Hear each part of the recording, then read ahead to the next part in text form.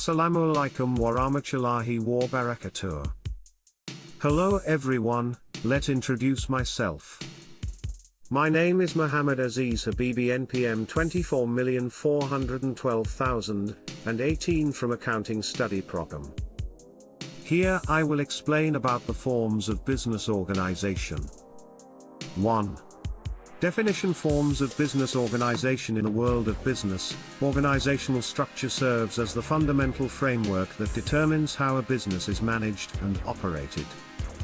A business organization refers to the legal and operational setup of a business, including the distribution of responsibilities, profit sharing, and liability for debts and risks. Choosing the right form of organization is essential, as it affects business continuity, managerial efficiency, and operational flexibility. Generally, there are several main types of business organization: sole proprietorship, partnership, corporation, cooperative, and state-owned enterprises, SOEs. Each form has its own advantages and disadvantages. 1. Sole proprietorship. Sole proprietorship is the simplest and most common form of business, especially among small and medium enterprises. In this type of business, one individual owns and operates the entire business. The owner is fully responsible for all assets, debts, and operations of the business. Advantages: A. Easy and inexpensive to establish. B. The owner has full control over business decisions. C. Profits go directly to the owner. Disadvantages: A. Unlimited liability. Personal assets can be used to cover business debts. B. Limited access to capital and resources. C. Business continuity is tied to the owner's existence. 2. Partnership. A partnership is a business owned and operated by two or more individuals based on a formal agreement.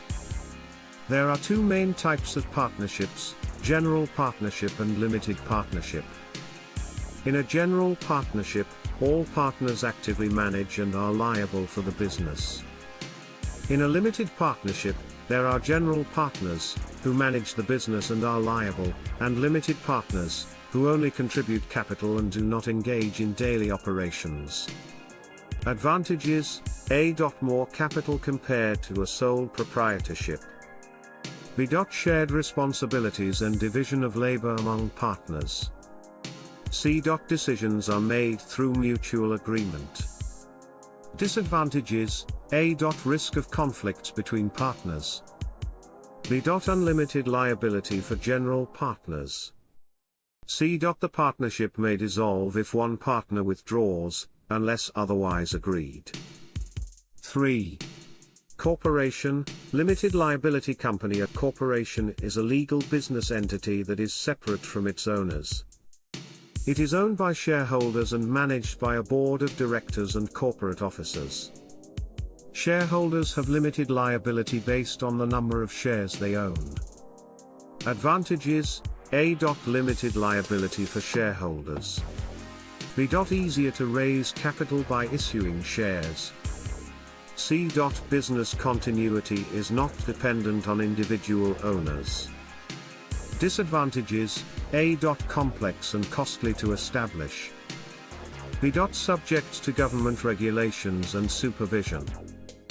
C. Decision making may be slowed by the involvement of multiple stakeholders.